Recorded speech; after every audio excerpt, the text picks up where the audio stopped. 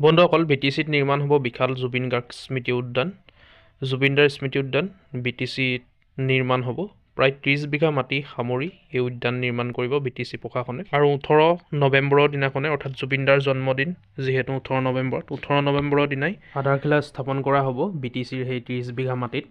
গতিকে চাওঁচোন আহক বন্ধুসকল কেনেকুৱা ধৰণৰ কাম চলি আছে বা কোনখিনি ঠাই বা কোন 30 বিঘা মাটিত স্থাপন কৰিব এই উদ্যান আৰু আধাৰশিলা কেনেকৈ স্থাপন কৰিব আমি সকলোখিনি চাওঁচোন আহক বন্ধুসকল ভিডিঅ'টোত।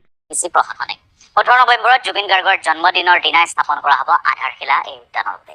আৰু একেদিনাই জুবিন গাৰ্গৰ 53 সংখ্যক জন্মদিন উদযাপন কৰিব BTC চৰকাৰে। প্ৰায় 25,000 জুবিন অনুৰাগীয়ে পৰিৱেশন কৰিব মায়াবিনী ৰাতিৰ বুকুত শীৰ্ষক গীতটি।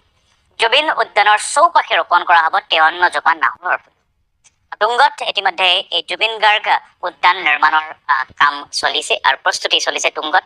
পূৰ্বে BTCত জুবিন গাৰ্গৰ নামত উদ্যান নিৰ্মাণৰ ৰাজ্যৰ ভিতৰতে জুবিন গাৰ্গৰ নামত সৰ্ববৃহৎ এই উদ্যান নিৰ্মাণ কৰা হ'ব বুলি দাবী কৰিছিল BTC প্ৰধানজনে আৰু সেই প্ৰতিশ্ৰুতি পালন কৰিছে তেওঁ দায়িত্ব লাভ কৰাৰ পাছত এনেদৰে।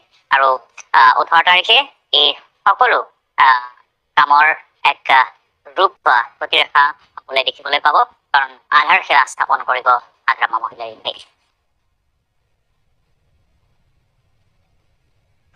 এই বাৰ্থডে সেলিব্ৰেশন আমাৰ প্ৰথমত কাৰ্যসূচী আছে আমাৰ হোমেজ ৰাতিপুৱা 9:30 তাৰপিছত আমাৰ আফটাৰ 9:30 তাৰপিছত আমাৰ ব্লাড ডোনেশ্যন পিছত আমাৰ ফাউণ্ডেশ্যন লে তাৰপিছত আমাৰ প্লেণ্টেশ্যন চাৰিটা ৰাতিপুৱা ভাগৰ আমাৰ চাৰিটা প্ৰগ্ৰাম আছে।